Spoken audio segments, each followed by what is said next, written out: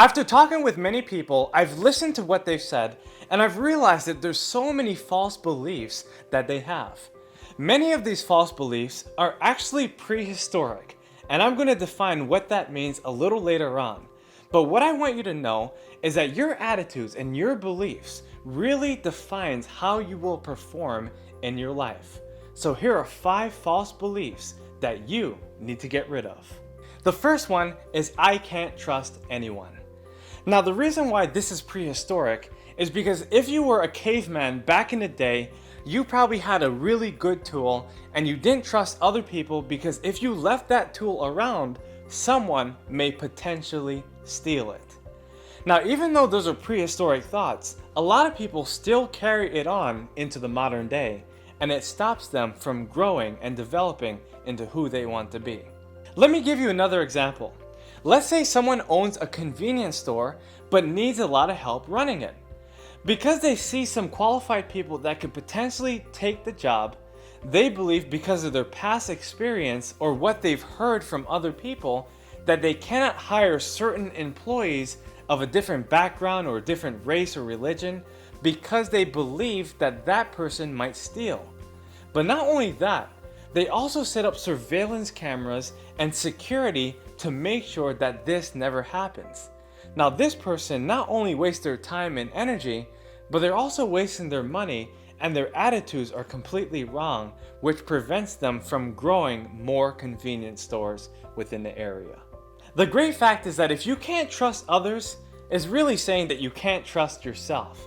You can't trust other people because you see in them yourself. What you have to realize though is that people are naturally cooperative if you know how to communicate in their language. I'm sure you've seen a lot of people who believe that somebody is going to rob them and this person is going to come all the time. Now the reason why they might believe this is because they actually have a thief in their mind. The reason they have a thief in their mind is because they're holding something back that they know they should have given to the world, and because they're not, they fear that the world will come back and get what they should have given. Let me give you a practical example. Let's say a man makes $100,000 a year, but doesn't decide to give any of it to his church or to a charity or to nonprofits, and he believes he should just hoard that money. Well, eventually what will happen is that if he does it long enough, it will catch up to him.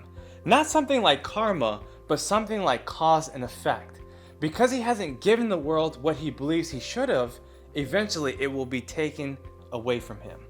The reason why people may not be able to trust others is because they can't trust themselves. They cannot trust their judgments. And the reason is because like that man, they believe they should do something and they've never actually done it. So they have fear because they know they should take action, but they've always prevented themselves from doing so. In order to combat this, I have an affirmation for you. Say to yourself every day, I trust everyone. I trust myself. I trust the world. I trust what's going to happen in my life. And I bet you the more you affirm things like this, the more they will manifest in all of your affairs. The second false belief is that there's not enough to go around. In America, there's so many people that think in generational despair, and they truly believe because their ancestors haven't had enough food, they may not have any as well. And so what they do is that they overeat. They overfill their plates, and they eat kind of like with their eyes, but they don't eat with their stomach because they believe deep down inside that their world is scarce. Let's take a prehistoric example. Imagine if hunter and gatherers waited 3 days to finally catch a meal, but it wasn't enough to feed their families. When they brought the game back to town, everyone would eat and compete for the meal. Brother and sisters would do whatever it took to find the meal that they wanted and eat as much as possible because they believed that that meal was very scarce. Over time, there's so many people that believe that there's not enough to go around. But the fact is that we have enough food in the world, and it's scientifically been proven to feed over 100 times the nations if we truly use our resources correctly. In order to combat this, use the affirmation, there's enough to go around. Or even better, the best is yet to come. Because if you truly believe that even though what you have is good, but know that what you will get is even better, you will have no sense of scarcity and only a mind of abundance. The third false belief is that you cannot mix business with pleasure. Now let's just look at the prehistoric meaning of this. Back in the day, let's say the time of the Egyptians, there's so many different people, slaves, who had to work to build the pyramids of Egypt. They were whipped in their back and they're demanded to do so much work to eventually get the results that Pharaoh demanded. Now, if you were to modernize the example, imagine that Pharaoh, the king of Egypt, was actually the boss. Now, today in the modern era, you'll find that the boss is hard to reach, even though he has an open door policy. The reason why people believe that they cannot mix business with pleasure is because they feel like there's this overshadowing boss. Like there's just someone telling them what to do all the time, whipping them in the back, when that's not the reality at all. You might think that this is a crazy example, but this is actually true because a lot of people live their lives trying to please their boss. Sometimes it's just their family members, sometimes it's just their spouse. The fact is that you really have to enjoy your job. There's over 50,000 occupations to choose from, and you could even create your own. Find a job that you really love, a job that you would be willing to do for free, even though you'll get paid for it, and eventually you'll feel like you can mix business with pleasure. If you really want to enjoy your work, affirm, I love what I do and I do what I love every day of my life. The fourth false belief is I work so hard for my money. And if you look at the prehistoric times, I'm sure you can recall that there's some people that had to travel miles in order to get a bucket of water, which half of it would spill along the way. A lot of people believe that they have to work hard for their money because they can't get over the notion that things aren't the way they used to be. If you really believe that you have to work hard for the money, then you're going to be a slave to money.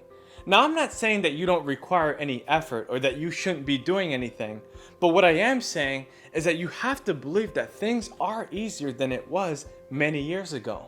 You have to be able to get over the way your ancestors have taught you and believe that this is actually a new era where things can be done in a more efficient manner. One of my favorite affirmations is this: when I focus on people, the profit will come. That is how the world is, and that's how the world will always be. Focus on people, and eventually everything will be easy for you. The fifth belief that holds people back is this: it's not what you know, it's who you know. And generally, this is used by people who haven't been able to accomplish what they want to accomplish because they believe that if they know certain people, they're going to somehow get their way, which is absolutely false. Let's take another prehistoric example. Let's say that you have 12 brothers and sisters and you live in a tribe, a small tribe, and a tribe leader of 100 people says that you are the special and chosen person. Now, you don't necessarily have any knowledge, but you know the tribe leader and you will receive unprecedented favor for the rest of your life as long as you stay within the tribe. If you continued your life in this tribe, your brothers and sisters will say to you, it's not what you know, it's who you know. Just like the tribe, many people today will say, it's not what you know, it's who you know. Just because you've reached a certain level, a certain milestone, a certain achievement, a lot of people will assess that the reason why you have succeeded is because of the people you know. But in today's world, it is about your knowledge, because if you don't know anything, you can't get anywhere. In order to combat this false belief, affirm to yourself, I will gain knowledge, gain skills, multiply my talents, so I can meet the best and highest people in the world. In summary, a lot of these false beliefs can be traced back within our history. Take a look at yourself, but also consider your ancestors and try to figure out what they've believed so you can be able to have better beliefs about where you want to be in your life. Thank you for watching this video, my friends. I hope you really enjoyed it. Please subscribe to my YouTube channel because I have so much more to offer. Thank you again and take care.